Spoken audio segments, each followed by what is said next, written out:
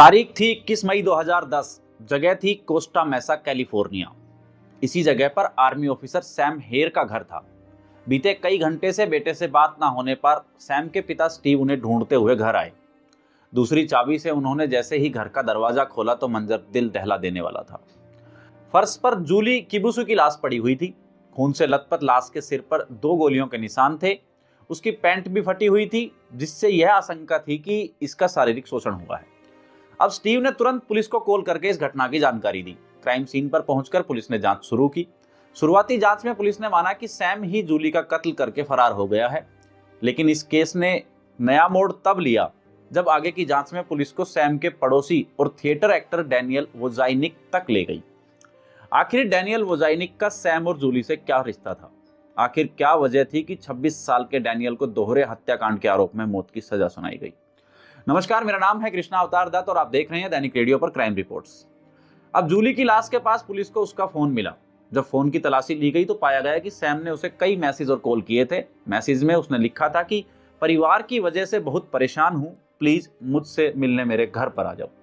अब जूली की मां के बयान के मुताबिक जूली सैम को बहुत अच्छा दोस्त मानती थी। मैसेज देखने के बाद उसने भाई से कहा कि वह सैम के घर जा रही है क्योंकि वो बहुत परेशान है, और इतना कहकर जूली भाई के घर से चली गई। इधर पूरी रात बीत जाने के बाद जब सुबह जूली अपने घर नहीं गई तो मां को चिंता सताने लगी। उसने जूली के दोस्तों से भी बात की, लेकिन कोई जानकारी नहीं मिली। आखिरकार उन्होंने पुलिस के पास जाकर बेटी की मिसिंग रिपोर्ट दर्ज करा दी। अब मैसेज और लाश की हालात के आधार पर पुलिस ने मान लिया कि सैम ने पहले जूली का रेप किया और फिर हत्या करके फरार हो गया। पुलिस ने उसे पकड़ने के लिए कई टीमें बनाई और तलाश शुरू कर दी। इसी बीच पिता स्टीव के एक बयान से पुलिस का शक यकीन में बदल गया। स्टीव ने बताया कि सैम का क्रिमिनल पास्ट रहा है। दरअसल कुछ साल पहले एक शख्स की हत्या हुई थी और उसके प्रतिरोध में एक और शख्स की हत्या कर दी गई थी। 23 अन्य लोगों के साथ सैम का नाम भी इस केस में सामने आया था, लेकिन फिर अदालत में पेशी के बाद सैम को रिहा कर दिया गया था। दरअसल स्टीव यह समझ चुके थे कि पुलिस ने सैम को प्राइम सस्पेक्ट करार कर दिया है, लेकिन एक पिता के नाते वो इस बात से हरगिज मानने को तैयार नहीं थे। आखिरकार वे खुद ही बेटे को बेकसूर साबित करने की राह पर निकल पड़े। सबसे पहले उन्होंने सैम के दोस्तों से बात करनी शुरू की, लेकिन कोई सुराग हाथ नहीं लगा। फिर उन्होंने पड़ोसियों से बात की। पड़ोसियों की लिस्ट में थिएटर एक्टर डैनियल वोजाइनिक का नाम भी शामिल था।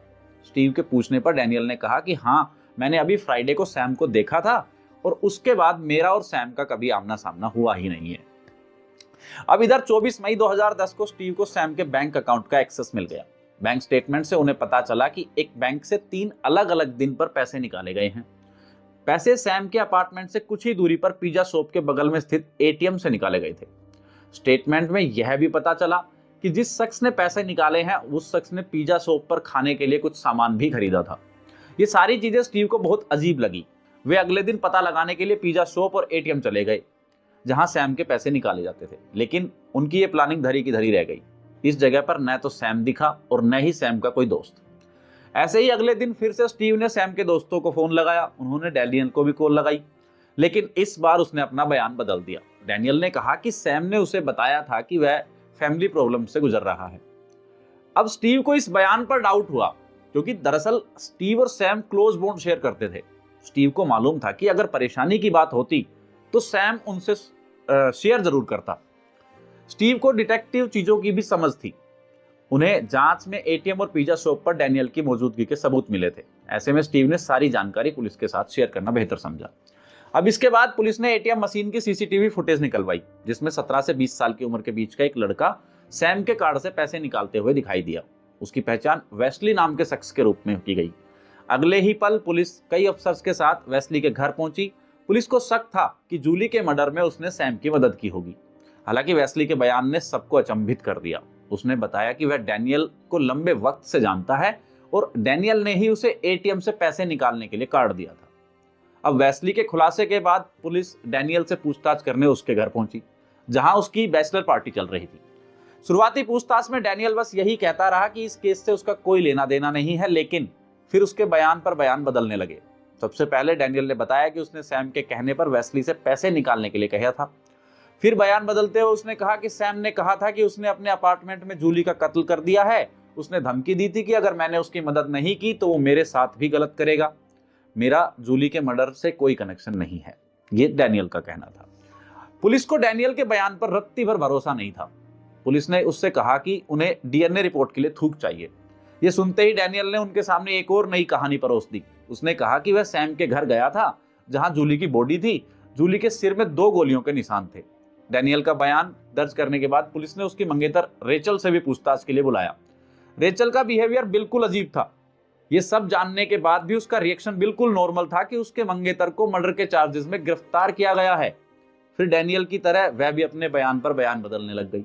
अब पूछताछ के बाद पुलिस ने रेचल को छोड़ दिया था, लेकिन डैनियल को जेल भेज दिया गया।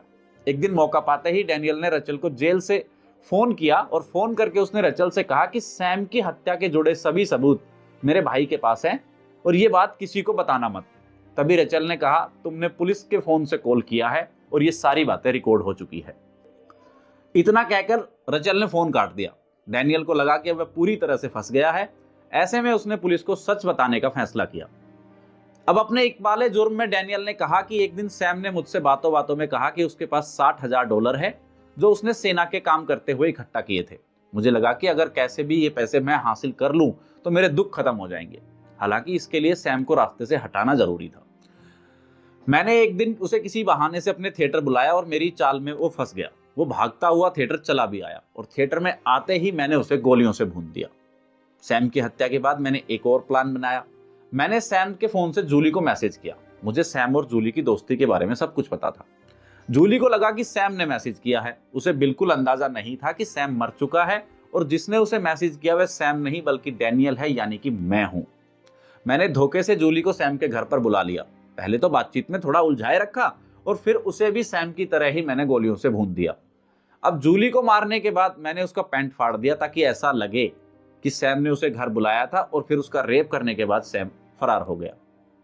उसने आगे कहा कि थिएटर करते हुए उसकी मुलाकात रेचल से हुई थी। रेचल भी थिएटर करती थी। चंद मुलाकातों के बाद उसने रेचल को प्रपोज किया था और खुशी खुशी उसने हामी भर दी थी। अब वह लाइफ में आगे बढ़ना चाहता था, नॉर्मल फैमिली की तरह सेटल होना चाहता था, लेकिन थिएटर की आमदनी से गुजारा करना मुश्किल था। वक्त के साथ कर्जा बढ़ता रहा। उसे रेचल के साथ धूमधाम से शादी करनी थी और किसी महंगी जगह जाकर हनीमून मनाने की ख्वाहिश थी, लेकिन इन चीजों के लिए उसके पास बिल्कुल पैसे नहीं थे। आखिरकार इसी गरीबी ने उन्हें इस जुर्म की दुनिया में धकेल दिया था।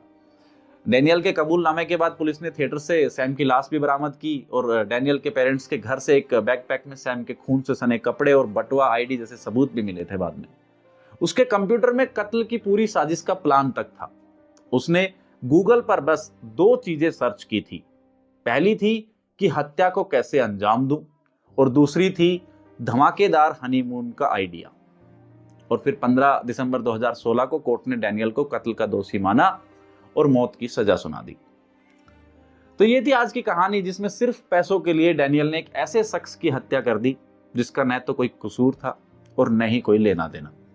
तो ये थी आज की वीडियो। अगर आपको वीडियो पसंद आई हो तो वीडियो को लाइक करें, शेयर करें, कमेंट करें और हाँ, चैनल को सब्सक्राइब करना ना भूलें। मिलते हैं अगली वीडियो में एक नई क्राइम स्टोरी के साथ। तब तक के लिए नमस्कार, धन्यवाद।